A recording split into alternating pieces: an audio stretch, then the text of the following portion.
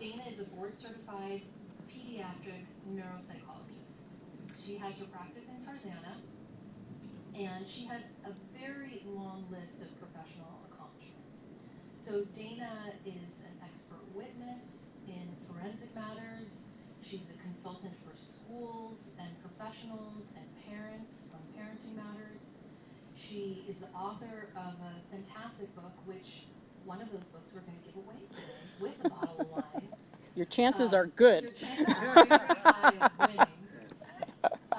So the book's called Parents in Charge, Setting Healthy, Loving Boundaries for You and Your Child. She also co-authored a book with Deborah Budding called The Vertically Organized Brain in Theory and Practice, ADHD as a Model of Brain Behavior Relationships. She's also co-authored multiple articles that have shown up in the Journal of Pediatric Neurology, Applied Neuropsychology, Child, and Cerebellum. Dana has been a guest on national radio programs. She's been a many-time guest on the Today Show. She was in a 1-hour public television special called Great Parents, Great Kids, Dana Chidekel. She just has a very long list of accomplishments, and we're very lucky to have her here. And what I love about communicating with Dana and why we wanted to have this event today is because Dana takes very complex ideas about children and their mind and why they are behaving the way they do, and she translates it in a way that's very easy to understand for teachers, for parents, for just anybody who doesn't have a brain science background. So she just takes very complex ideas and speaks about it in a way that anyone can understand and make use of. And that's what I find so beautiful and valuable. And here she is. So happy to be here. Oh, thank you. So I'm so appreciative of you organizing this. And we are the lucky ones who get to be here and talk together. Me too, not just you.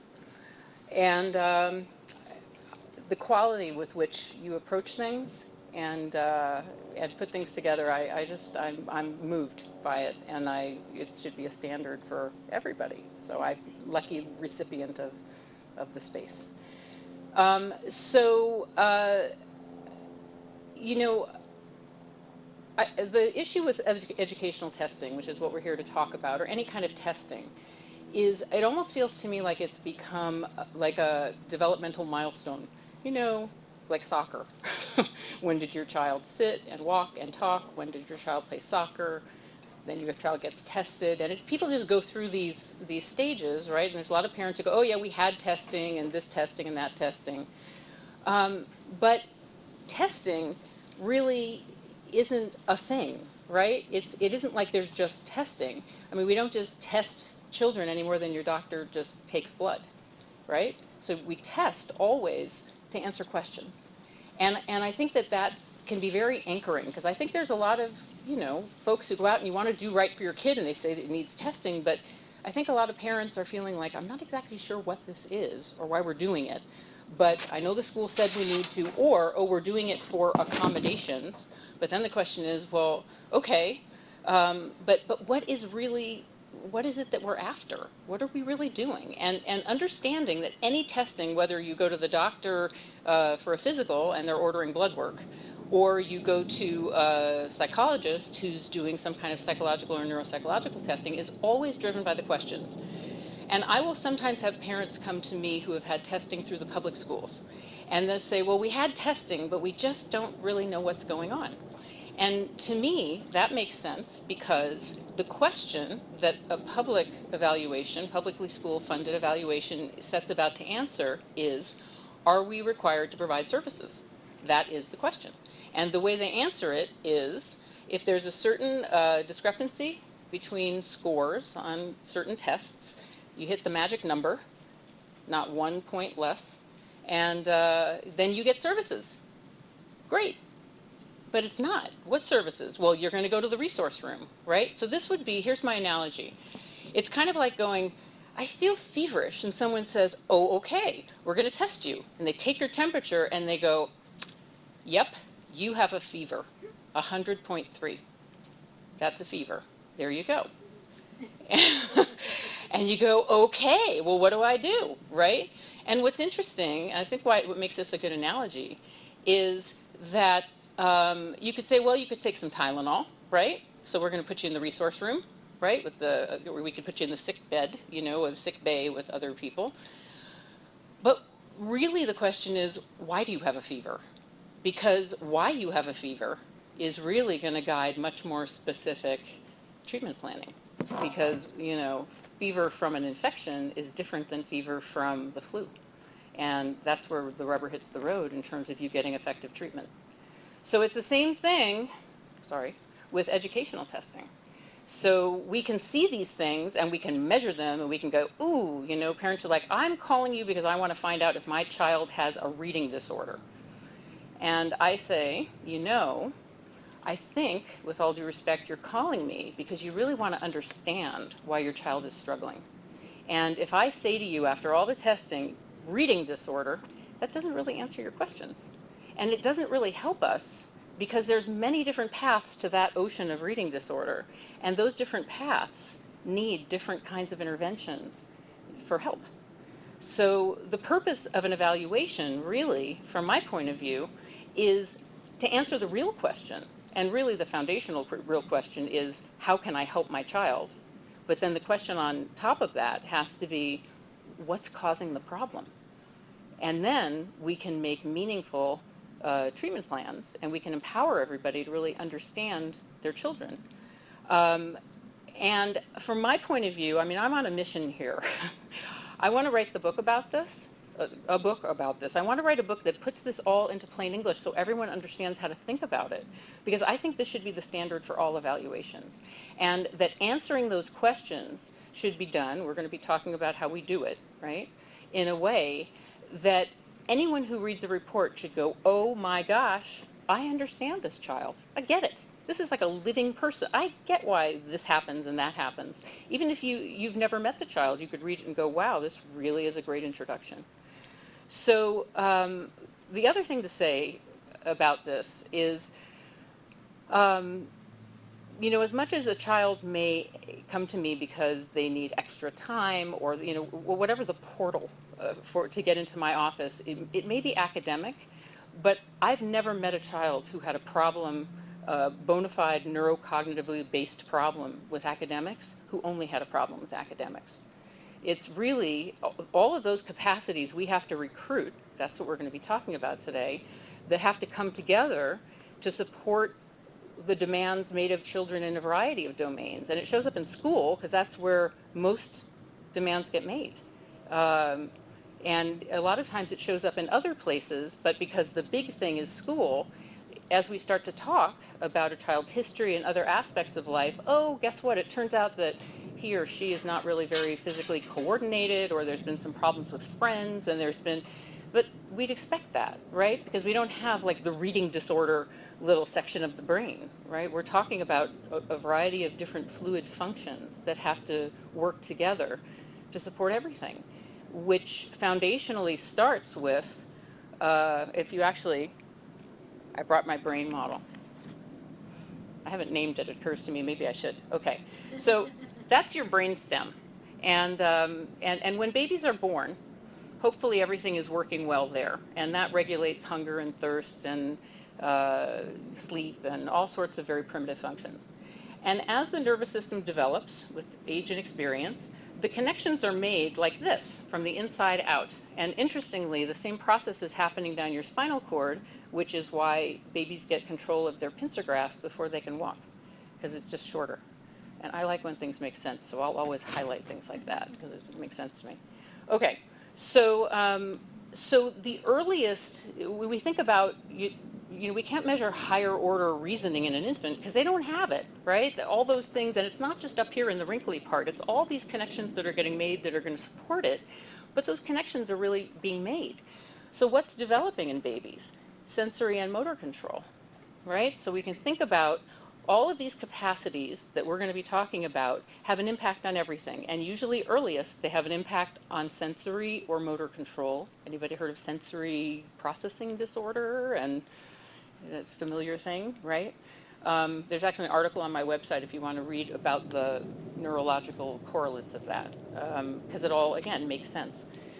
So you have sensory foundations in sensory and motor function, and then as kids grow and higher order capacities come online, or should, then the same things that are interfering with the regulation of sensory and motor control in subtler or less subtle ways will then express themselves in whatever other capacities are developing. So when we talk about the things that have to develop to support a child to function in school, we're also talking about, we're not only talking about cognitive processes, we're talking about social emotional function, we're talking about language skills. So everything has the potential to be impacted, and it just depends where we look. So if we look at academics, we go, oh, see, reading disorder. Well, there you go. But that's not the whole story. That's just one branch of the same tree. So, all right, putting my brain model down, but I'm going to refer back to it. Oh, wait, maybe now. Yeah, okay. So here, I don't usually work with notes, but I thought I have to structure this. Okay.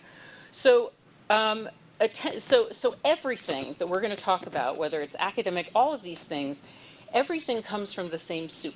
And that soup, you know, getting down to the brass tacks, like what are we trying to understand in children? We're good. Okay. So what we're trying to understand, the foundations of things that make everything make sense, are what I will call the attention and executive control systems, okay? That's my word for it. And they are deeper in the brain. There's all sorts of multiple, you know, if at this point in time we don't understand how interconnected everything is, we haven't, you know, we haven't been opening our door, you know, in the morning. It's just, it's part of the cultural understanding, I think, now. Oh, wonderful, thank you. Um, so, so attention and executive control, you know, babies, we're talking about getting control of sensory and motor functions. Let's talk about not what's happening in the right and the left hemisphere, because everybody's very familiar with that, right? Are you a right hemisphere person or a left hemisphere person? Which, by the way, if we were in the 1950s, we wouldn't even be having that conversation, because in the 1950s, we had discovered the left hemisphere and language and logic, and we were in love with it, and we didn't know what the right hemisphere did, so we called it the silent hemisphere, the conceit of science. And I think it was conceptualized as it was there so you could wear a hat or something and your head would be symmetrical. but it's important also to highlight that, because it says that where we are now is only where we are now, and we're going to then come to understand more. All right. But in the popular culture, we are, oh yeah, a right brain person or a left brain person, right or left. But that's the wrinkly part up here. And what about all this stuff down at the bottom? That's what we're going to be talking about today, because that's the seat of attention and executive control. So this area, here's the front of your brain, by the way. So this area down here is the basal ganglia, which you don't have to remember the terminology. More important is to understand, what does it regulate? And it regulates when. So this is your when center. So what do I mean by that, when?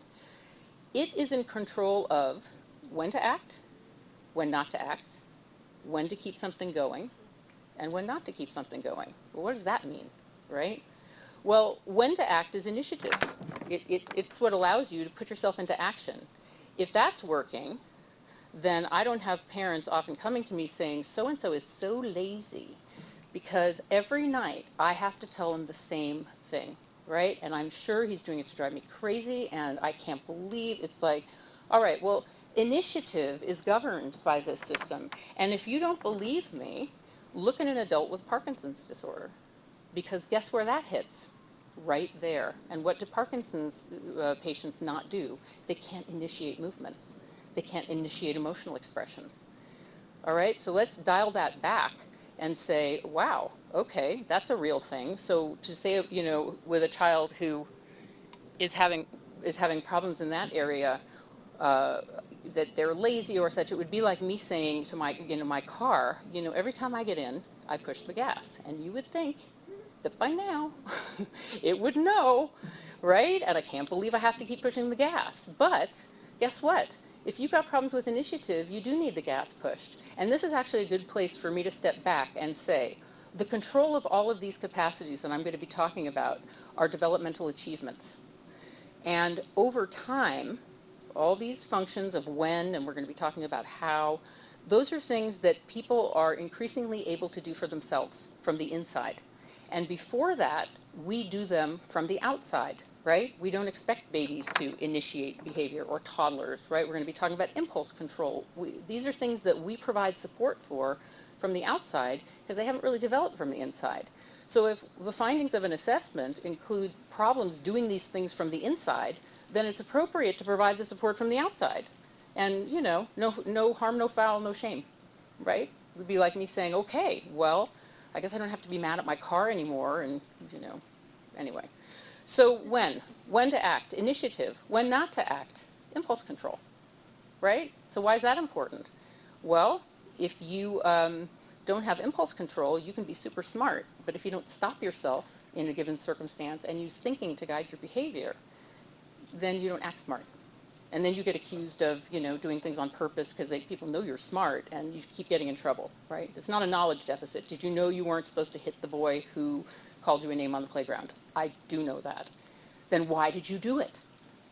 And you can hear how negative the experience can be of having these things misunderstood, if indeed these are the foundations of problems. Parents sometimes call and say, well, what if you don't find anything? What if this isn't, I think what they're saying is, what if there isn't ADHD or a reading disorder or something? And you say, well, you're coming to me saying there's a problem. My job is to explain what you're seeing. And I find anything? Well, I've never not been able to explain what's going on. There's many different sources of input, right? And we can, but the point is to understand what's happening. And a lot of times there's a neurocognitive contribution, not only for kids, but remember, these are normal processes of development, and we vary in terms of our own capacities to initiate and inhibit our impulses.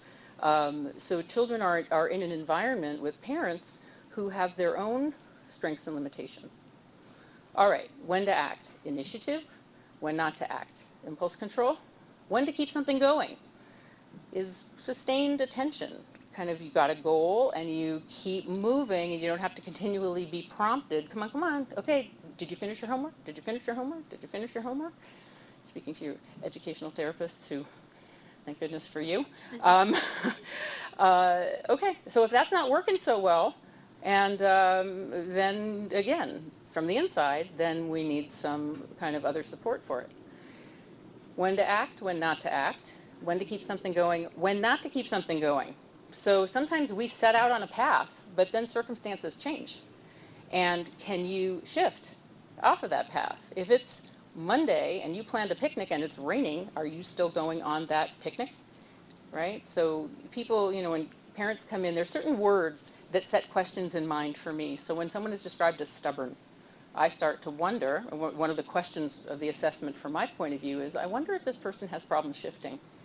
And what that'll also go along with, if we think about the many ways that that can manifest itself, is you have a plan, you know, you're going to stick to it. You kind of lack creativity and problem solving, but people also tend to have problems with abstract reasoning, because in order to think about something abstractly, you have to shift and look at the same information from different points of view to get a dimensional understanding. And if you don't do that too well, you're concrete and you're having problems with reading comprehension, and writing is even worse because you have to kind of think of the big idea and how you're going to get there.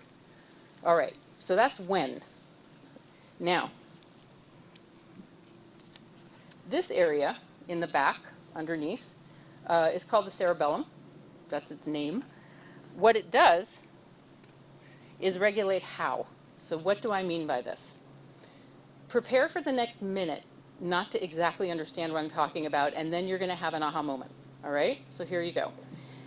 So your cerebellum regulates how, meaning it informs the rate and the rhythm and the force of your behavior and what comes in. So if you go to the neurologist and they think you have a problem with your cerebellum, one of the things they'll do is they'll put their finger out and they'll move it around and they'll say, touch my finger. And what they're looking for is, do you touch it and does it a smoothly coordinated sequence of movements, so you just get there?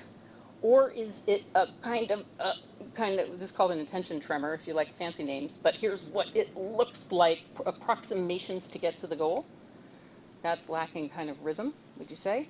What's your force like? Do you get there or do you go past it? Too much? Or do you undershoot it? All right. So how does your cerebellum learn to do this, right? How do we learn to do that in a fluid way? Your cerebellum is like an external hard drive. You're still supposed to be thinking, I'm kind of getting this. You haven't had that aha moment. That's all right. So it's like an external hard drive that takes a memory of every experience you've had in kind, brings it to your current circumstances, and generates a prediction.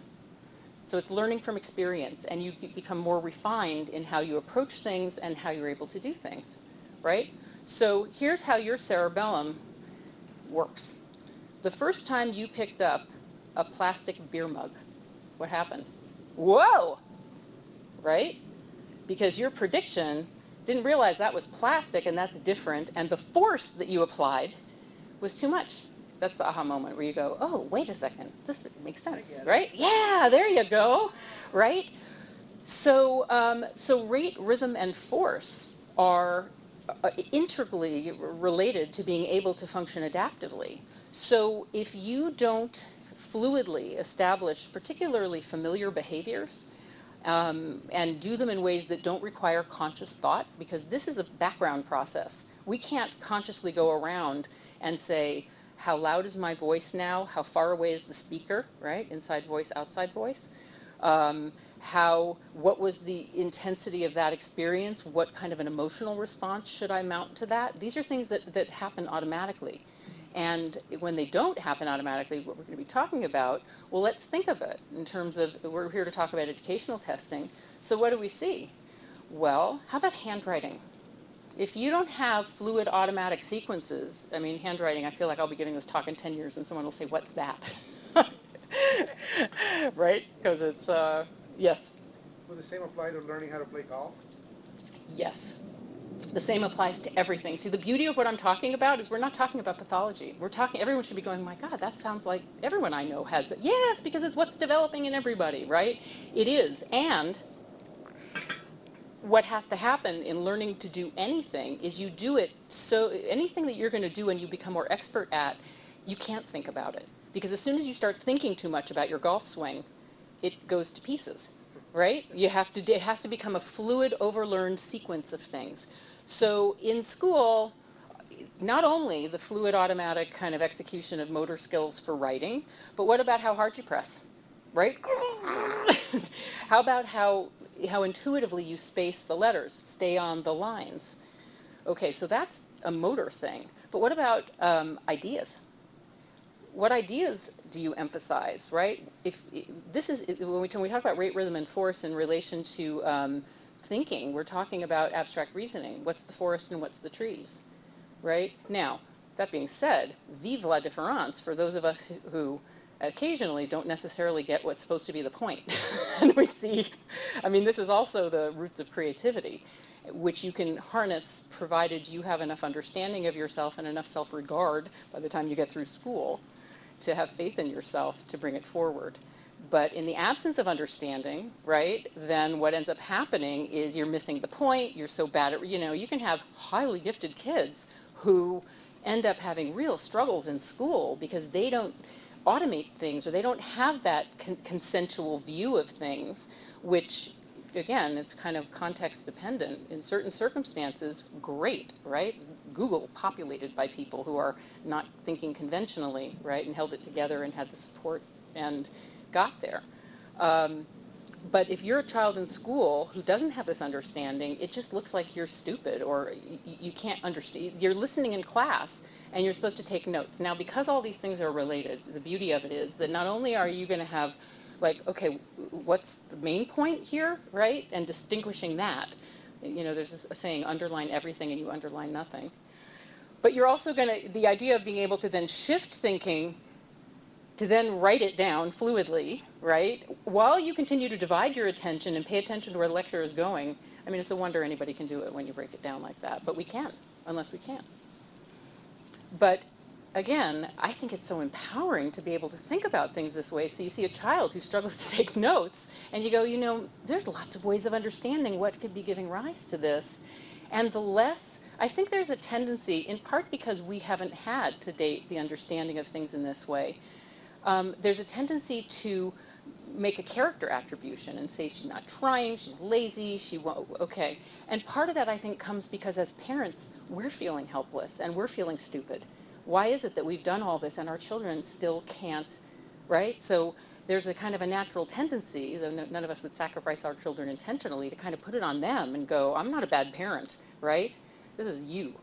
So the beauty of understanding things like this is when you can help everyone get that these are not a lot of times, I mean, eventually you'll have a kid that stops trying because why bother, right? You're going to work your hardest, people are going to call you an idiot, and you start to internalize that. So hopefully we catch these things early before we go down that road too far. Because life is complicated and those things matter, right?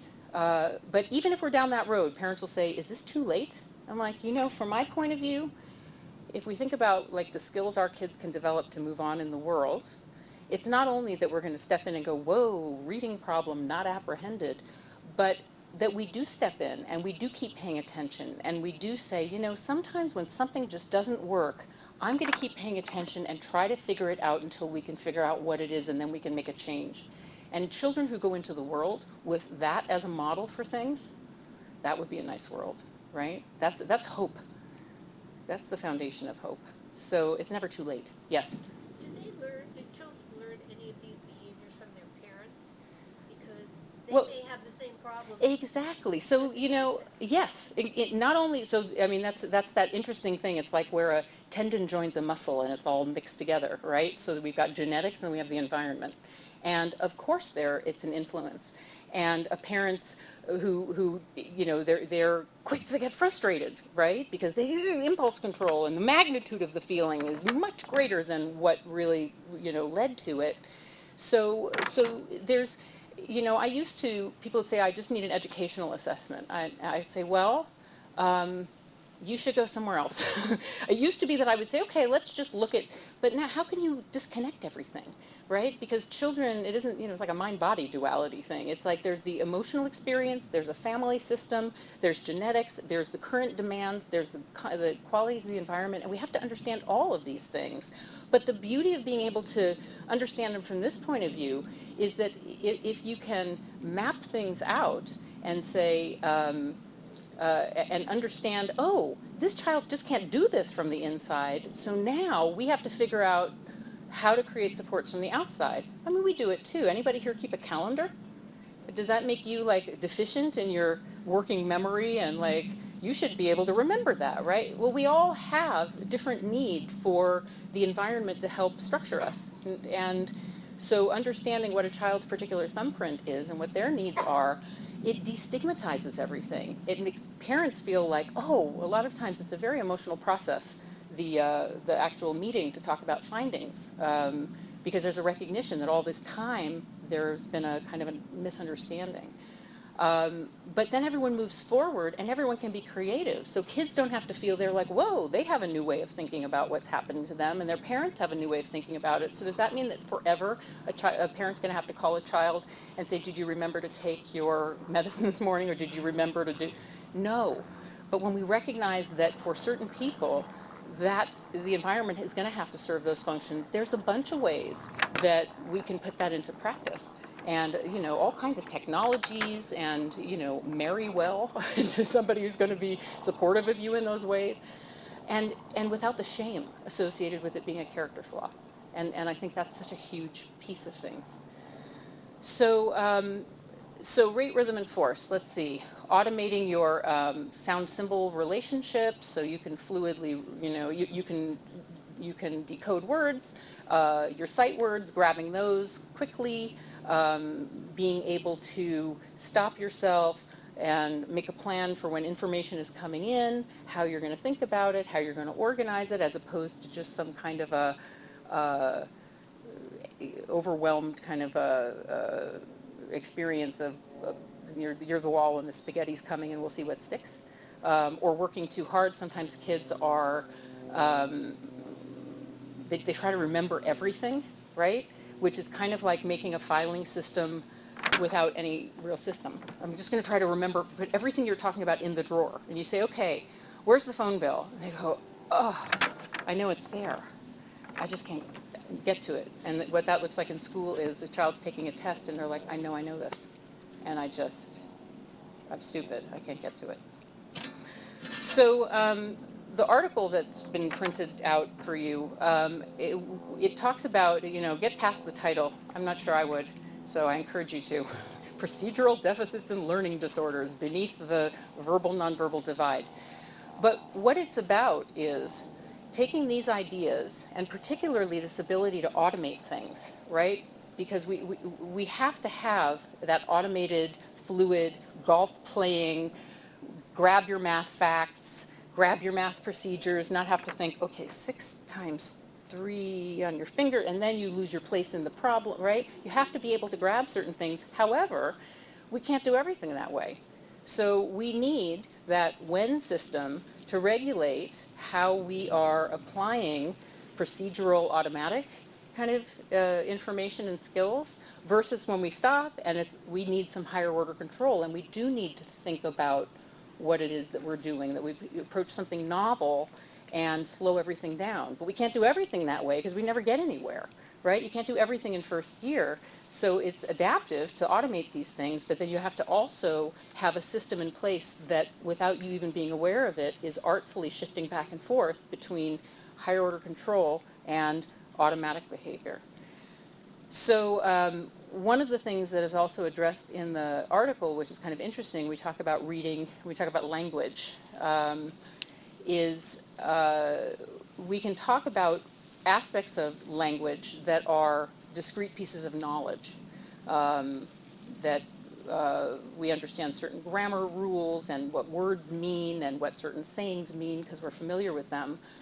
And then there's the procedures of language, which are the just intuitively knowing what the sentence structure is. And we all have worked with students who they mix things up, they use the wrong word form, right?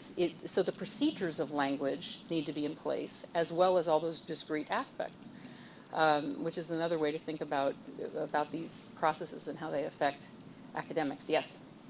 What do you think about second language learning and how it affects, because some of these things maybe is brain-based and some of them like environmental, Right.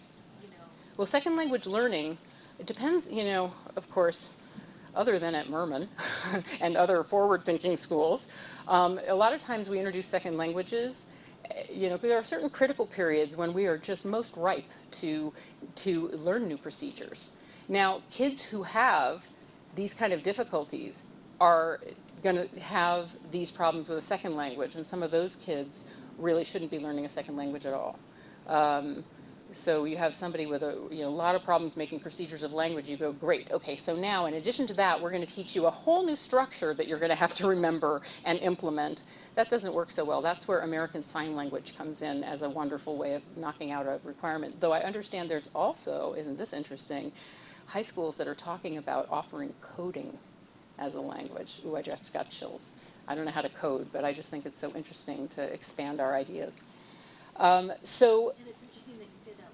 One kid that we worked with switched to American Sign Language who was failing Spanish. Right. And now is getting an A in that and loves it. It's her favorite class. Yes. Wonderful. Somehow fits with her brain, the way her brain works. How does that differ, actually? American Sign Language is gestural. It's not a phonetic, it's I have a child who is very interested in theater with terrible language-based learning problems based on procedures and all of it. And he loves theater, and he's a very expressive child, and it seemed like such a natural fit. I mean, he was just drowning trying to take Spanish 2. Barely got, I think took 2 years to get through Spanish 1.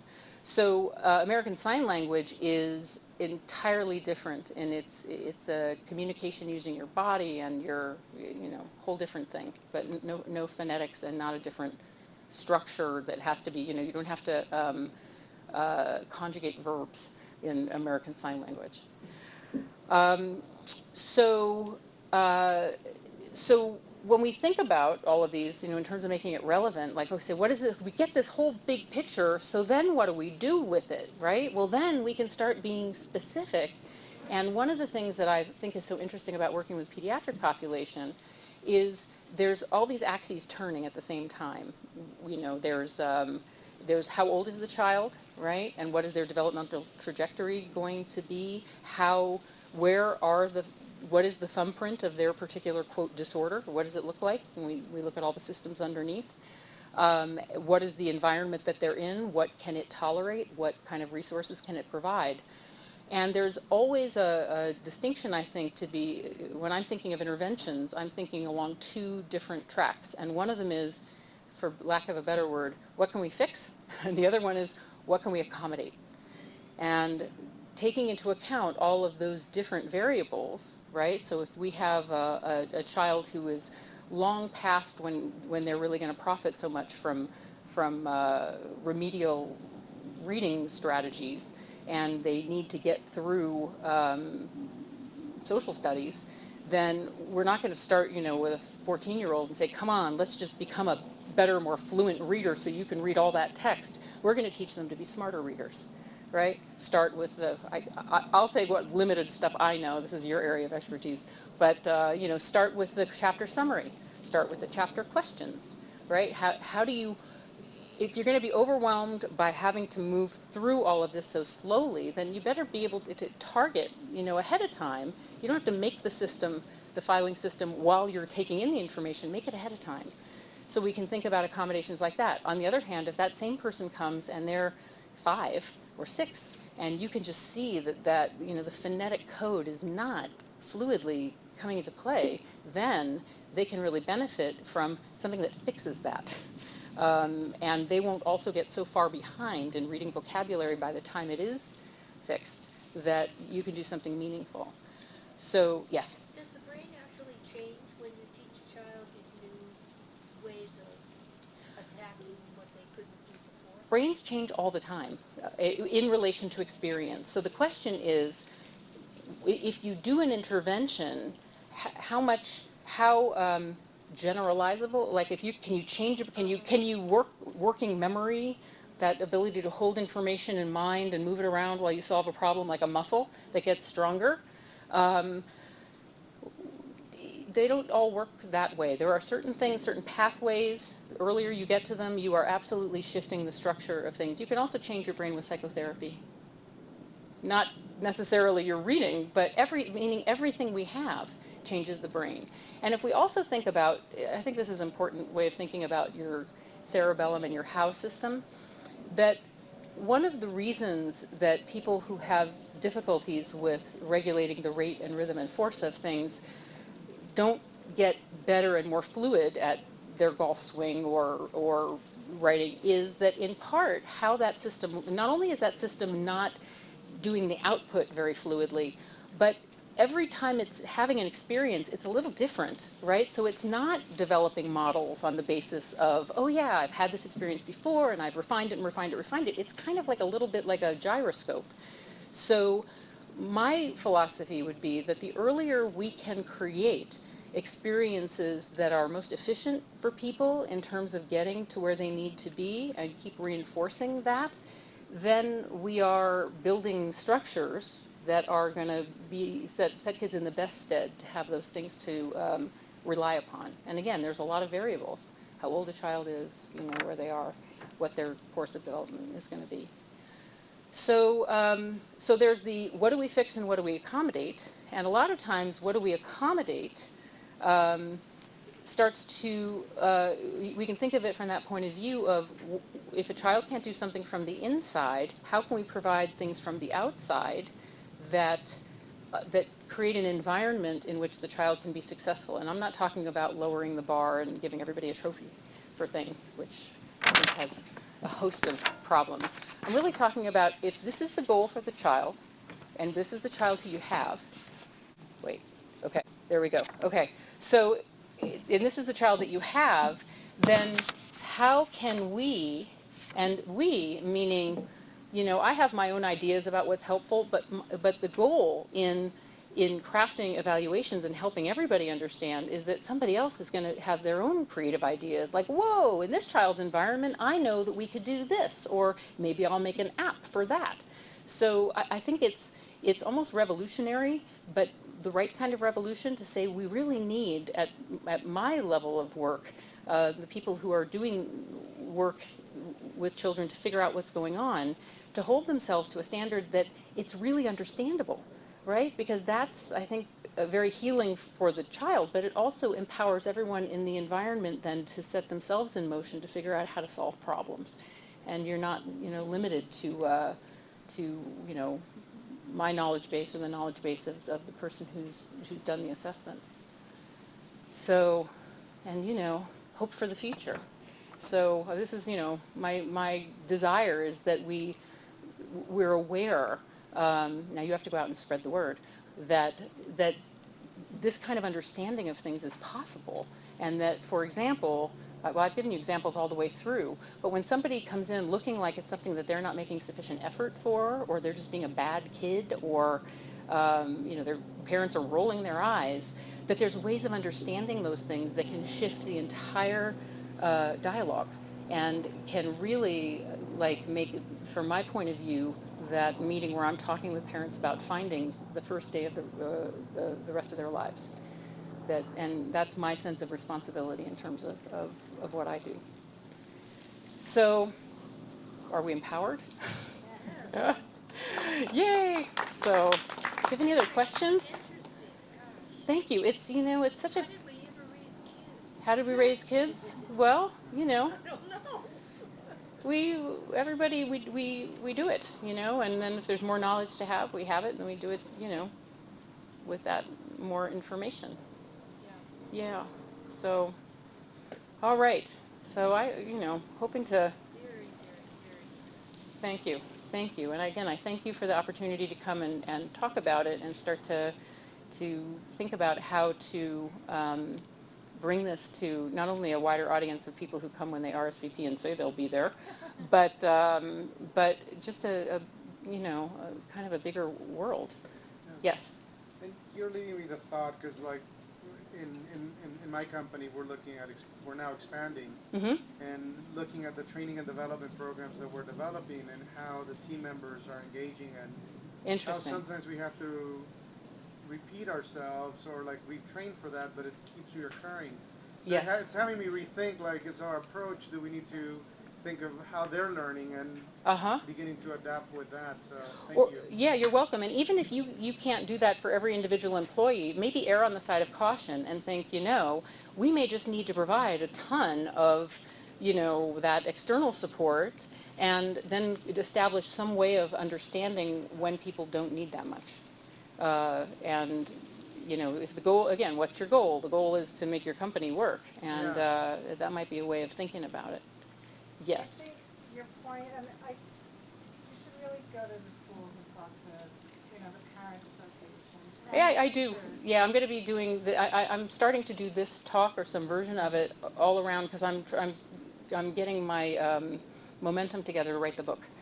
Because the reason why I say that is because, Carlos, to your point, I guess because just of what I did for a living, Right. my question is always how you opened up. It's always why, Why? right? So if I see somebody who seems apathetic, or seems sassy, or seems, some like high all the time, or my question, because average person judges and jumps to those incredibly broad stroke conclusions. But my question is always the why. Why are they acting that way? Why are they doing that? See, and those are the And- coolest, and I think that in a way, that's everybody's question, and I want to empower everyone to go, that's a totally reasonable question. But see, I don't think, because I was in the classroom, I was a former classroom teacher. Right. I don't think teachers do that enough. I don't think administrators do it enough. When we go to SSTs, that's the meeting that they're supposed to be helping that kid, and I the know. school psych doesn't do that enough. Because, and yeah, so I think the reason that the school psych doesn't do it enough is that I don't think they have this way of understanding things. Right. So if my goal is as much to They're empower. accommodations based in schools generally. Yeah. Well, in Right. schools, don't give them accommodation fees. Right, they're trying to fight. They're people. economically based, which Yeah. is. Oh, give them accommodations, don't give services. Yeah. Right.